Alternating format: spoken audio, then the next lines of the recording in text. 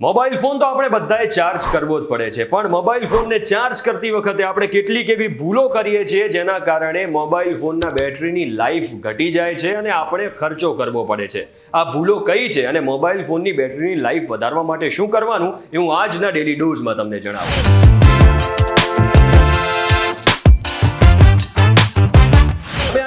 VTVGujarati.com પર હું હિમ ખત્રી. જેમ મેં આગળ કહ્યું એમ મોબાઈલ ફોનને ચાર્જ કરતી વખતે એવી 5 વાતોનું ધ્યાન રાખવાની ખૂબ જ જરૂર છે કે જેનાથી તમારા મોબાઈલ ફોનની બેટરીની લાઈફ લાંબો સમય સુધી ટકી રહે અને મોબાઈલ ફોન પણ ના બગડે. હવે આ 5 વાતો કઈ છે હું તમને જણાવું. જેમાં પહેલી છે ઓફિશિયલ ચાર્જરનો ઉપયોગ કરો. ઓફિશિયલ ચાર્જર એટલે મોબાઈલ ફોનની સાથે આવેલું કંપનીનું ચાર્જર. કોઈ પણ લોકલ ચાર્જરથી તમે જો ફોન ચાર્જ કરો છો તો એ સૌથી મોટી ભૂલ છે. જો કંપની સાથે આવેલું ચાર્જર ખોવાઈ ગયું છે કે ખરાબ થઈ ગયું છે તો કંપનીનો ઓફિશિયલ રિટેલર જોડેથી જ તમારા ફોનને સપોર્ટ કરતું ચાર્જર ખરીદો અને કેબલ બગડે તો પણ કંપનીનો જ કેબલ યુઝ કરો કે જેનાથી ફોનની બેટરી લાંબો સમય ચાલશે.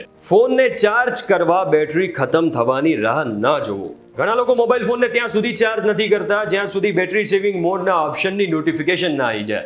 15 થી 20% બેટરી બાકી હોય ત્યારે આ એલર્ટ આવવાની શરૂઆત થઈ જાય છે અને ત્યારે ફોનને ચાર્જમાં મૂકી દેવો જોઈએ. એનાથી વધારે ડિસ્ચાર્જ થવાની રાહ ન જોવી જોઈએ.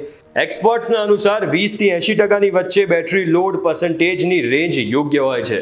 એટલે ડિવાઇસ મિનિમમ એનર્જી લેવલ પર પહોંચે એની રાહ ના જોવી જોઈએ. ફોનને ઓવરચાર્જ પણ ન કરવો જોઈએ. આજકાલ મોબાઈલ ફોનની બેટરી 100% ચાર્જ થઈ જાય એટલે ચાર્જિંગ અટકી જાય છે, પણ આનાથી ચાર્જર એનું કામ કરવાનું બંધ નથી કરતું. જો ફરીથી બેટરી ઉતરે છે તો તે ફરીથી ચાર્જ થઈ જાય છે અને ઘણીવાર મોબાઈલ ઓવરચાર્જ થઈ જાય છે. આવું કરવાથી પણ બેટરીની લાઈફ ઘટી શકે છે. બેટરી ગરમ થવાથી પણ ડેમેજ થાય છે. સ્માર્ટફોનની બેટરીને ટકાવી રાખવા માટે ટેમ્પરેચર પણ મહત્વનો ભાગ ભજવે છે. જો મોબાઈલ ફોન જલ્દી ગરમ થઈ જાય છે તો એવી સ્થિતિમાં બેટરીની લાઈફ વધુ સમય નથી રહેતી. એટલે ટેમ્પરેચર જો મોડરેટ હોય તો જ બેટરી લાંબો સમય સુધી ટકી રહે છે.